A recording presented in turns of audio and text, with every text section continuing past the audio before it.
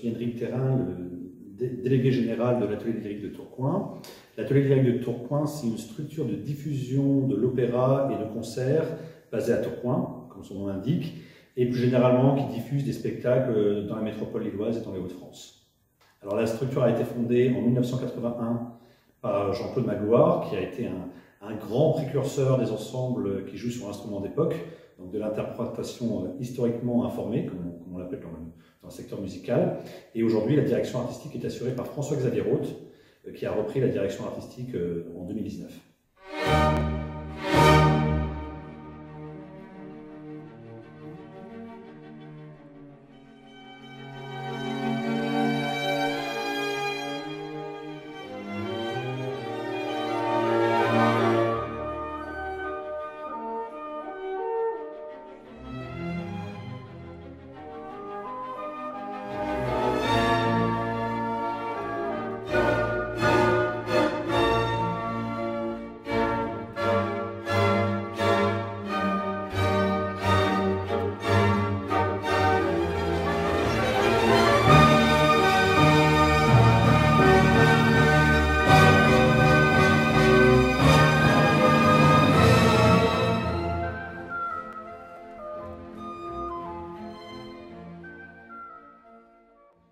Alors on propose une très grande variété de spectacles à Tourcoing, évidemment de l'opéra, qui est notre cœur de métier, si je puis dire, mais aussi beaucoup de concerts, du théâtre musical, des récitals, des spectacles vocaux en chœur par exemple, donc toute une variété de spectacles qui sont représentatifs, on va dire, de ce qu'on fait dans le monde lyrique aujourd'hui, en France et dans le monde.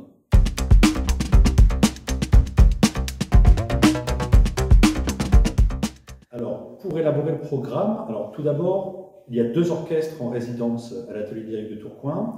Tout d'abord Les Siècles, qui est l'orchestre qu'a fondé François-Xavier Roth en 2003. Donc, il joue aussi tous les répertoires sur les instruments historiques. Et aussi Les Ambassadeurs, la Grande Écurie, donc, qui est la fusion de la Grande Écurie et la Chambre du Roi, l'orchestre qu'a créé Jean-Claude Magloire il y a plus de 40 ans, donc un des premiers orchestres sur instruments d'époque en France. Donc Jean-Claude Magloire était vraiment le précurseur de ce mouvement, le créateur de ce mouvement, on peut dire, et des Ambassadeurs, donc, qui est un ensemble qui a été créé par Alexis Kosenko. Et donc ces 2 ensembles ont fusionné et sont aussi en résidence à l'Atelier lyrique de Tourcoing. Et en parallèle donc, de ces 2 résidents, on accorde aussi une très grande place aux autres ensembles indépendants français et internationaux. Donc un 3e pilier de la programmation, ce sont les ensembles invités et les projets invités, en essayant d'être aussi représentatifs de tout ce qui se fait d'innovant et de surprenant dans le monde des ensembles indépendants.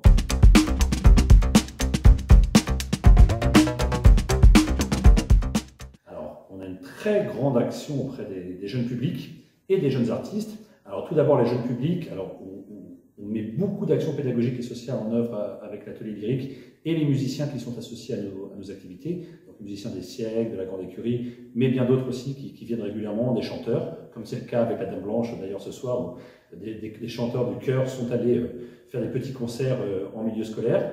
Donc c'est toute une variété d'actions, évidemment des concerts en milieu scolaire, une saison jeune public, mais aussi des projets long cours, des projets plus conséquents, avec des projets qui s'étendent par exemple sur 2 ou 3 ans ou une année scolaire, où on va apprendre qui est Beethoven, qui est Mozart à des petits enfants de maternelle, ou construire des projets collectifs avec des adolescents.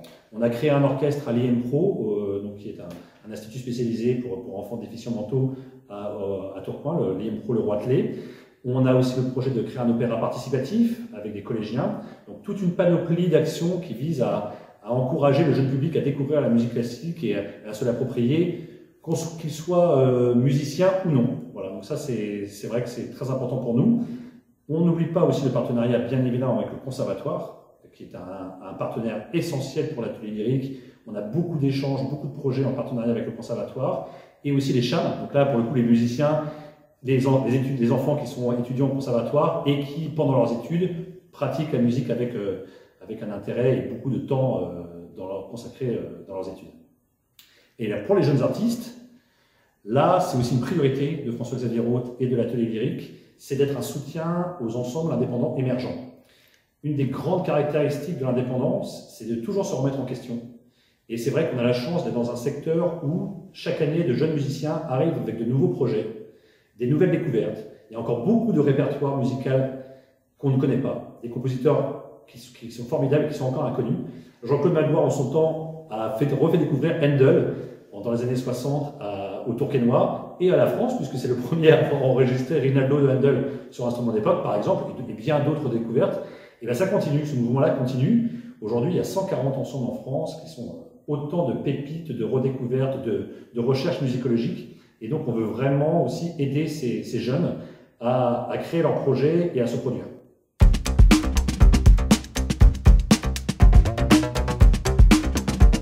Alors, pour les jeunes ensembles, on a mis en place un dispositif qui s'appelle la résidence tremplin Jean-Claude Magloire. Et on a la chance d'avoir pu tisser beaucoup de partenariats, notamment avec des structures régionales. Par exemple, la Barcarolle de Saint-Omer, le Phénix de Valenciennes, mais aussi le Théâtre Impérial de Compiègne et le Théâtre de Beauvais. Et en fait, pour faire en sorte que les projets qui seront sélectionnés dans le cadre de cette résidence tremplin puissent déjà circuler entre ces copains, on va dire, programmateurs qui sont en région, et donc que les projets puissent avoir une vie déjà certaine en région. Et on a aussi d'autres partenariats au niveau national cette fois-ci, avec beaucoup d'autres théâtres et opéras qui vont coproduire avec nous, qui vont soutenir les projets qu'on va soutenir. Là, je pense à l'Opéra de Rennes, au Théâtre de Caen, à l'Opéra d'Avignon, à l'Opéra de Tours. Voilà, donc beaucoup de partenaires qui aussi soutiennent les jeunes projets avec nous.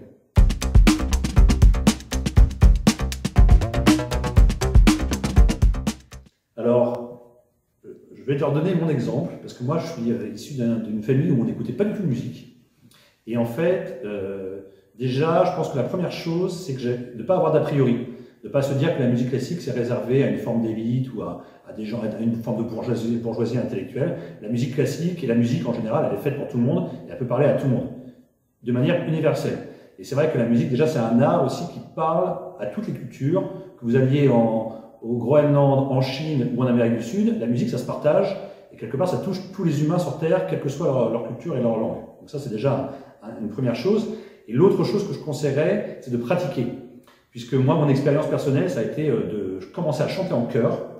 Chanter en chœur, c'est assez simple. On n'a pas besoin d'être très fort en solfège, de connaître la musique, et on peut chanter. Chanter, j'ai envie de dire, c'est quelque chose que tout le monde sait faire.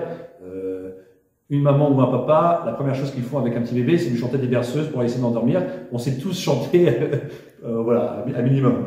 Et c'est vrai que c'est assez facile de commencer à faire de la musique par le chant. Si on veut aussi évidemment se mettre à l'instrument, mais déjà d'avoir ce contact avec la musique et de pouvoir partager aussi des émotions collectives avec des gens qui font aussi la même chose que vous, et donc chanter en chœur par exemple, partager des émotions avec 200 personnes et un public, c'est assez fort. C'est une expérience humaine que j'aimerais que tout le monde puisse connaître, et après qui peut déclencher justement l'envie d'aller voir d'autres spectacles et l'envie de partager ça avec d'autres personnes. Et donc moi je dirais, voilà, pas d'a priori, et n'hésitez pas aussi à vous lancer et à pratiquer, même si vous pensez que vous n'avez pas le niveau.